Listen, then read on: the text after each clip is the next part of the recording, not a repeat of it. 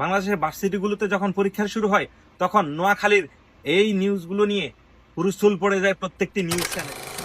নোয়াখালী বিজ্ঞান ও প্রযুক্তি বিশ্ববিদ্যালয়ে পরীক্ষা দিতে আসা শিক্ষার্থী ও অভিভাবকদের জন্য বিনামূল্যে থাকা খাওয়া, কেন্দ্রে যাতায়াত ও প্রাথমিক চিকিৎসার ব্যবস্থা নিয়েছে তারা।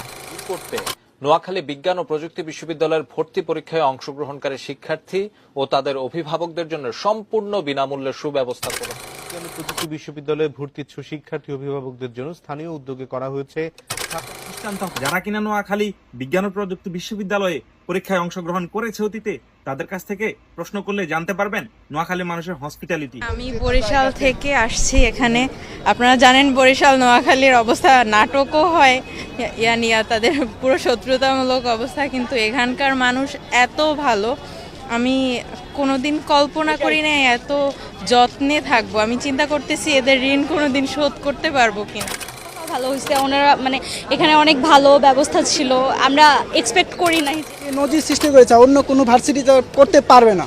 আমরা যে হোস্টেলে উঠেছি সেখানে আমাদের যে আতিথেয়তার প্রমাণ তারা দেখিয়েছে। আমার মনে হয় যে একজন ভাইও এরকম কারো কাছে করে না। আসলে যেরকম এ পর্যন্ত পরীক্ষা দিয়েছি তার মধ্যে আমার নোয়াখালী যে আতিথেয় মানে ইটা করছে, এটা আর কি ভালো লাগছে। কারণ আমাদের বাংলাদেশে সকল বিশ্ববিদ্যালয়ে যখন ভর্তি পরীক্ষা শুরু হয় তখন একটি বিশ্ববিদ্যালয়ের জেলা শহর হয়ে যায় বসবাসের অযোগ্য এবং ভোগান্তির শহর। সেদিক থেকে নোয়াখালী একদমই ব্যতিক্রম। বাংলাদেশের ভার্সিটিগুলোতে যখন পরীক্ষা শুরু হয় তখন নোয়াখালীর এই নিউজগুলো নিয়ে হুলস্থুল পড়ে যায় প্রত্যেকটি নিউজ চ্যানেলে।